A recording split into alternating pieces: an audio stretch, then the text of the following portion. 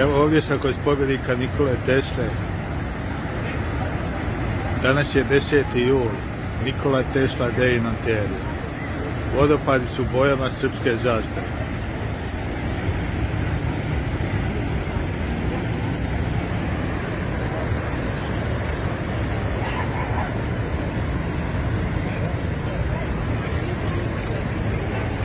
Danas je Teslin rođendan, 10. jul.